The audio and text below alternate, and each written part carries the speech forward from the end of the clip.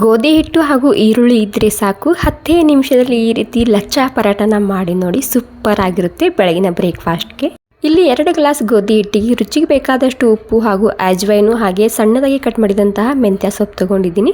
ಎಲೆ ಮಾತ್ರ ಹಾಕ್ಕೊಳ್ಳಿ, ಮೆಂತ್ಯ ಸೊಪ್ಪು ಇಲ್ಲ ಅಂದರೆ ಸ್ಕಿಪ್ ಕೂಡ ಮಾಡ್ಬೋದು. 1 ಚಮಚ ಎಣ್ಣೆನ ಹಾಕ್ಕೊಂಡು ನೀರು ಹಾಕ್ಕೊಂಡು ಚಪಾತಿ ಹಿಟ್ಟು ಯಾವ ರೀತಿ ನಾದ್ಕೊತೀವಲ್ಲ ಅದೇ ರೀತಿ ನಾದ್ಕೋಬೇಕು. ನಂತರ ಸ್ವಲ್ಪ ಎಣ್ಣೆ ಹಚ್ಚಿ ಒಂದು 10 ನಿಮಿಷ ನೆನೆಯೋದಕ್ಕೆ ಬಿಡ್ತಿದ್ದೀನಿ.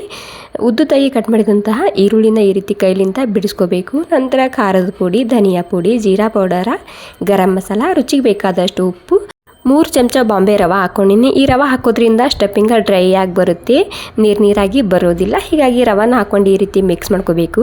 ನೋಡಿ, ರವೆ ಹಾಕಿರೋದ್ರಿಂದ ಸ್ಟಫಿಂಗ್ ಎಷ್ಟು ಡ್ರೈ ಆಗಿ ಬಂದಿದೆ.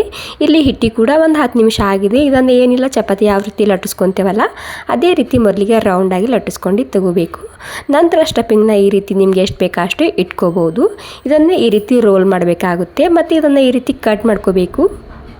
ಕಟ್ ಮಾಡಿದ ಮೇಲೆ ಈ ರೀತಿ ಮತ್ತೆ ರೌಂಡಾಗಿ ಸುತ್ತಿ ಮತ್ತೆ ಒಂದು ಸ್ವಲ್ಪನೇ ಗೋಧಿ ಹಿಟ್ಟು ಹಚ್ಕೊಂಡಿದ್ದನ್ನು ಸ್ವಲ್ಪ ಲಟ್ಟಿಸ್ಕೊಂಡು ತೊಗೋಬೇಕು. ಈ ರೆಸಿಪಿಗೆ ನೀವು ಏನಂತ ಹೆಸರು ಇಡ್ತೀರಾ ಅಂತ ನನಗೆ ಕಮೆಂಟ್ ಮಾಡಿ ತಿಳಿಸಿ. ಓಕೆ, ಇವಾಗ ಸ್ವಲ್ಪ ಲಟ್ಟಿಸ್ಕೊಂಡು ತೊಗೊಂಡಿದ್ದೀನಿ. ಇಲ್ಲಿ ಹಂಚು ಕೂಡ ಬಿಸಿಯಾಗಿದೆ. ಎಣ್ಣೆ ಹಚ್ಚಿ 2 ಕಡೆಗೆ ಕ್ರಿಸ್ಪಿ ಆಗೋ ತನಕ ಬೇಯಿಸ್ಕೊಂಡು ತೊಗೊಂಡ್ರೆ ಸೂಪರ್ ಆಗಿರುವಂತಹ ಇನ್ಸ್ಟಂಟ್ ಈರುಳ್ಳಿ ಲಚ್ಚಾ ಪರಾಟ ರೆಸಿಪಿ ರೆಡಿಯಾಗುತ್ತೆ. ಬಿಸಿ ಬಿಸಿ ಇರುವಾಗ ಮೇಲೆ ತುಪ್ಪ ಹಾಕ್ಕೊಂಡು ಹಾಗೆ ಕೂಡ ತಿನ್ಬೋದು. ಈ ರೆಸಿಪಿ ಸ್ವಲ್ಪನಾದರೂ ಇಷ್ಟ ಆಗಿದ್ರೆ ಒಂದು ಲೈಕ್ ಮಾಡಿ. Thank you.